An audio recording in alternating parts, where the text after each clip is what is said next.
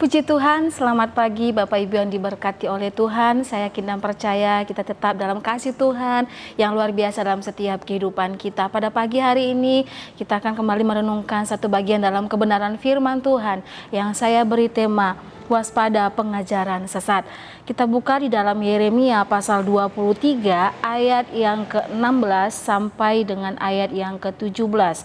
Yeremia pasal 23 ayat yang ke-16 sampai dengan ayat yang ke-17 firman Tuhan saya akan bacakan untuk kita semua. Beginilah firman Tuhan semesta alam, janganlah dengarkan perkataan para nabi yang bernubuat kepadamu. Mereka hanya memberi harapan yang sia-sia kepadamu dan hanya mengungkapkan penglihatan rekaan hati sendiri, bukan apa yang datang dari mulut Tuhan. Mereka selalu berkata kepada orang-orang yang menista firman Tuhan, kamu akan selamat, dan kepada setiap orang yang mengikuti kedegilan hatinya, mereka berkata, malapetaka tidak akan menimpa kamu. Puji Tuhan, ini adalah perkataan dari Yeremia.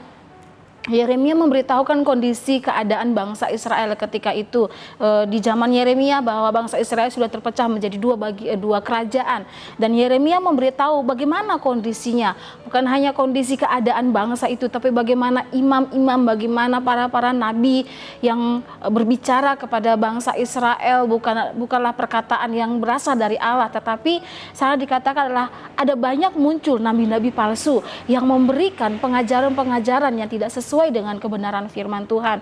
Bapak Ibu yang diberkati oleh Tuhan, pada zaman saat hari ini pun ada banyak sekali pengajaran-pengajaran yang menyesatkan. Pengertian dari waspada adalah berhati-hati dan berjaga-jaga. Kita diberitahu bahwa kita harus hati-hati dengan segala pengajaran yang ada. Ajaran sesat memiliki pengertian, pandangan atau doktrin teologis atau keagamaan yang dianggap berlawanan atau bertentangan dengan keyakinan atau sistem keagamaan manapun.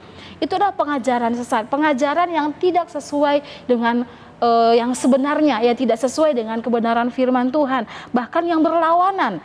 Disebut nabi adalah pemimpin umat yang dipanggil Allah untuk memperingatkan mereka agar tidak menyimpang dari perintah-perintah Allah. Itulah pengertian dari nabi.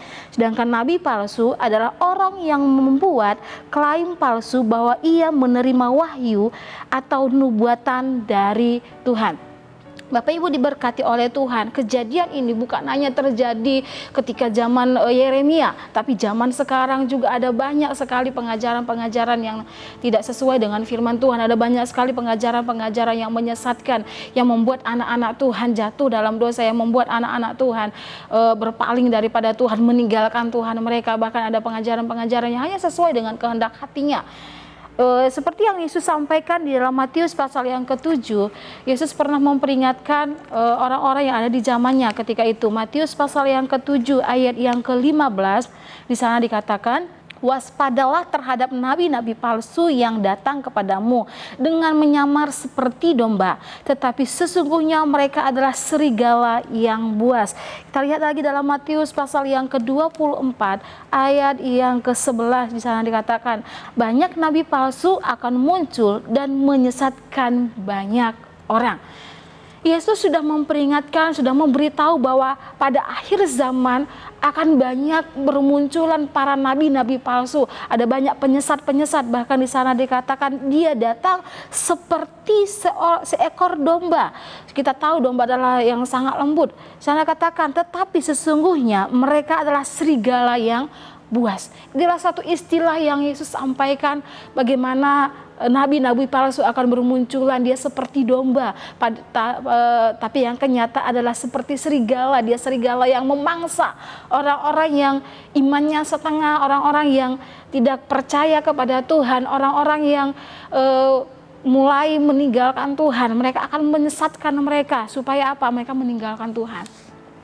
Tapi di sini kita belajar dari Yeremia pasal yang ke-23 ini, bagaimana Yeremia memberitahu bahwa bagaimana kita harus membedakan manakah ajaran yang benar dan mana ajaran yang palsu. Bapak Ibu yang dikasih oleh Tuhan, di zaman sekarang kita harus punya pedoman sendiri. Kita harus punya pedoman diri kita, mana pengajaran yang benar, mana ajaran-ajaran yang sesuai dengan firman Tuhan, mana yang menyesatkan.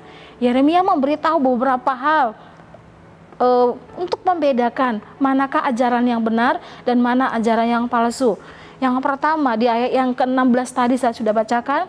Di sana dikatakan, saya bacakan sekali lagi ayat yang ke-16. Beginilah firman Tuhan semesta alam.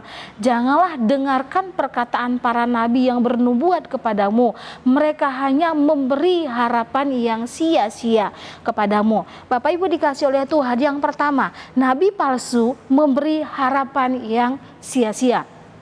Nabi palsu memberikan harapan yang sia-sia. Selanjutnya saya bacakan, dan hanya mengungkapkan penglihatan rekaan hati sendiri, bukan apa yang datang dari mulut Tuhan.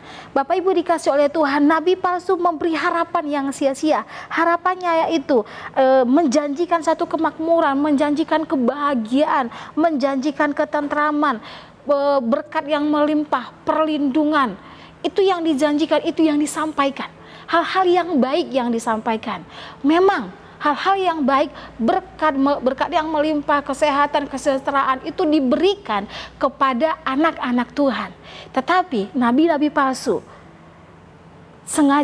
dengan sengaja tidak memberitahu mengenai keadilan Tuhan. Tidak memberitahu tentang keadilan Tuhan. Allah itu kasih, tetapi Allah itu juga adil. Sebagai anak-anak Tuhan yang hidup dalam Tuhan, yang hidup yang Tuhan kehendaki adalah kita anak-anak Tuhan yang hidup dalam kekudusan, yang hidup sesuai dengan kebenaran firman Tuhan. Kita juga punya kewajiban dalam hidup kita untuk tetap hidup dalam kebenaran itu sendiri. Dan hal inilah yang para nabi palsu yang tidak sampaikan tentang keadilan Tuhan. Nabi palsu hanya memberikan satu harapan yang sia-sia, bahwa berkat-berkat dan berkat dan berkat, kesehatan, ya itu diberikan. Tetapi tentang keadilan Tuhan, itu juga harus kita dengar. Bahwa Allah itu kasih, tapi Allah itu juga adil. Dalam 2 Timotius pasal yang keempat, ayat yang ketiga sampai dengan ayat yang kelima, di sana dikatakan, karena akan datang waktunya orang tidak dapat lagi menerima ajaran sehat, tetapi mereka akan mengumpulkan guru-guru menurut kehendak hatinya untuk memuaskan keinginan telinganya. Mereka akan memalingkan telinganya dari kebenaran dan membukanya bagi dongeng-dongeng.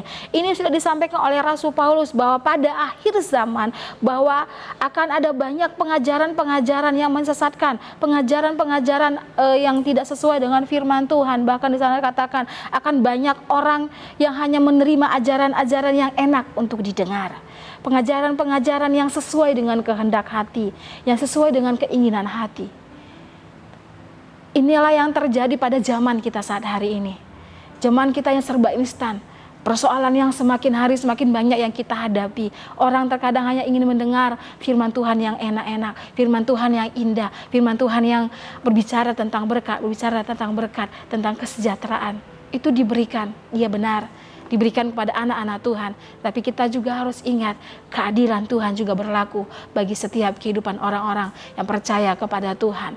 Di dalam kita ikut Tuhan, Tuhan berikan berkat, tapi bagian kita adalah tetap mempertahankan hidup benar di hadapan Tuhan. Yang kedua, di ayat yang ke-17 di sana dikatakan, mereka selalu berkata kepada orang-orang yang menista firman Tuhan, kamu akan selamat, dan kepada setiap orang yang mengikuti kedegilan hatinya, mereka berkata, malapetaka tidak akan menimpa kamu.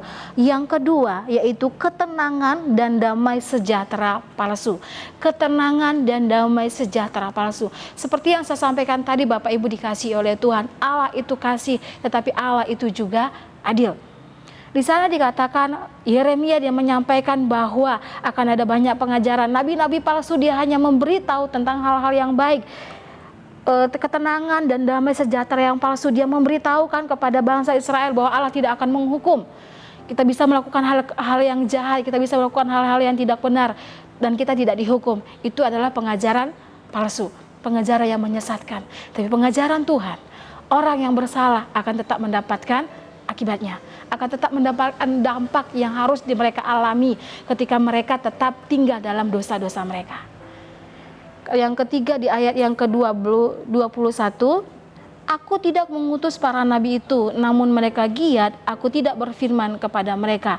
Yang ketiga, nubuatan mereka adalah nubuatan palsu. Di sana dikatakan, aku tidak mengutus para nabi itu, namun mereka giat, aku tidak berfirman kepada mereka. Kita buka dalam Ulangan pasal 18 ayat yang ke-22, di sana dikatakan, apabila seorang nabi berkata demikian demi nama Tuhan dan perkataannya itu tidak terjadi dan tidak sampai, maka itulah perkataan yang tidak difirmankan Tuhan. Dengan terlalu berani nabi itu telah mengatakannya, maka janganlah gentar kepada mereka.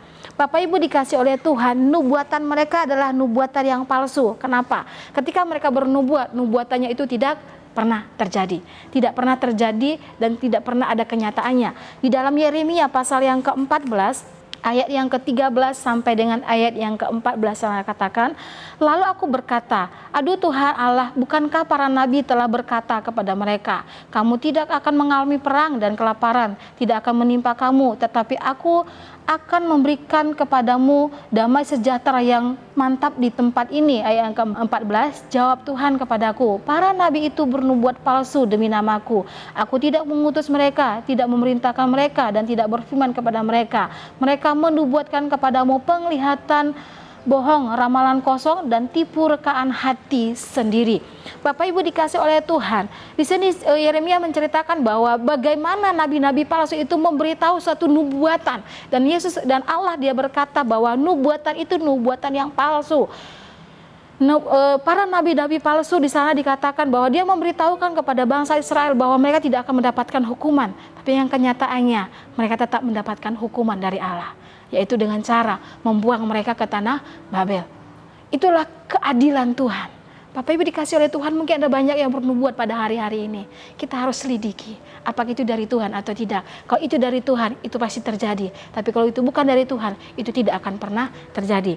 Bagaimana cara kita untuk waspada atas pengajaran yang menyesatkan? Yang pertama, mintalah pimpinan Tuhan dan hikmat Tuhan setiap hari. Minta pimpinan Tuhan. Minta hikmat daripada Tuhan untuk mengerti akan setiap kebenaran firman Tuhan. Karena apa? Karena jika kita dipimpin Tuhan, Ia tidak akan kekurangan cara untuk membawa kita, untuk menjaga kita kepada kebenaran. Yang kedua, menguji setiap roh dengan cara melihat buahnya.